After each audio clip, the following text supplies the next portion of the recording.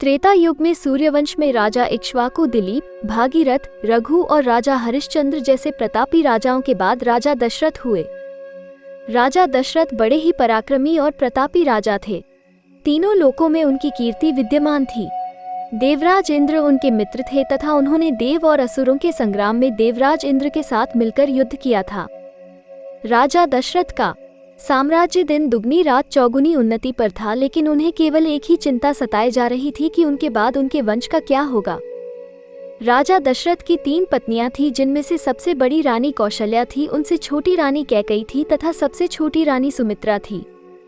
3 पत्नियां होने के बावजूद राजा दशरथ की कोई पुत्र नहीं था जो उनके कुल को आगे बढ़ा सके, इसलिए उन्हें अपने कुल के अंत का डर सताए रहता था। इसी विषय में उन्होंने अपने कुल ऋषि से इस समस्या का समाधान पूछा। उनके कुल ऋषि ने बताया कि उन्हें पुत्र प्राप्त करने के लिए पुत्रेष्टि यज्ञ संपन्न करना होगा, जिसके फल स्वरूप उन्हें पुत्र की प्राप्ति अवश्य होगी। लेकिन उन्होंने इसके साथ ही यह शर्त भी रखी कि वह स्वयं पुत्रेष्टि यज्ञ नहीं करवा सकते। इस यज्ञ के लिए राजा दशरथ को स्वयं जाकर श्रृंग मुनि को प्रसन्न करना होगा। श्रृंग मुनि अथर्ववेद के पूर्ण ज्ञाता है तथा वह पुत्र कामेष्टि यज्ञ के विशेषज्ञ है।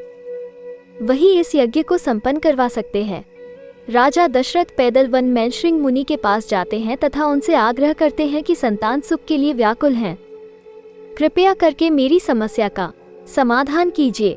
राजा दशरथ की सादगी तथा विनम्र आदर भाव के कारण श्रृंग मुनि प्रसन्न हुए और उन्होंने दशरथ का वचन दिया कि वह उनका पुत्र कामेष्टि यज्ञ करवाएंगे। उसके पश्चात शुभ मुहूर्त देखकर उन्होंने दशरथ का पुत्र कामेष्टि यज्ञ संपन्न करवाया। यज्ञ संपन्न होने के बाद हवन कुंड में से अग्निदेव एक खीर का पात्र लेकर प्रकट हुए और राजा दशरथ से बोले, हे राजन, ये खीर ले जाओ और अपनी तीनों रानियों को बराबर खिला दो, इससे तुम्हें संतान प्राप्ति अवश्य होगी। राजा दशरथ खीर का पात्र ले जाकर रानी कौशल्या तथा रानी कैकेयी को दे देते हैं। रानी कौशल्या तथा रानी कैकेयी अपने अपने पात्र में से एक एक निवाला सबसे छोटी रानी सुमित्रा को खिला देते हैं, जिसके प्रभाव से कुछ समय बाद राजा दशरथ के घर में एक साथ 4 पुत्रों का जन्म होता है। रानी कौशल्या सबसे बड़े पुत्र राम को जन्म देती है। उसके कुछ ही समय बाद रानी कैकेयी राजा दशरथ के दूसरे पुत्र भरत को जन्म देती हैं।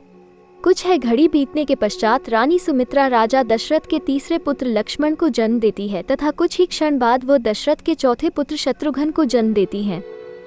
और इस प्रकार पृथ्वी पर बढ़े हुए पाप अत्याचार को मिटाने के लिए भगवान नारायण स्वयं राजा दशरथ के पहले पुत्र श्री राम के रूप में जन्म लेते हैं। भगवान विष्णु के राम अवतार का साथ देने के लिए शेषनाग लक्ष्मण के अवतार में जन्म लेते हैं तथा उनके साथ ही भगवान विष्णु के सुदर्शन चक्र भारत के अवतार में जन्म लेते हैं तथा शत्रुघ्न भगवान विष्णु के शंखशैल के अवतार होते हैं। श्री राम, लक्ष्मण, भरत और शत्रुघ्न को 4 पुरुषार्थ का रूप माना गया है, जिसमें श्री राम धर्म का रूप होते हैं तथा भारत मोक्ष का रूप होते हैं। उसके साथ ही लक्ष्मण जी को काम का प्रतीक माना गया है तथा शत्रुघ्न जी को धन का रूप माना गया है।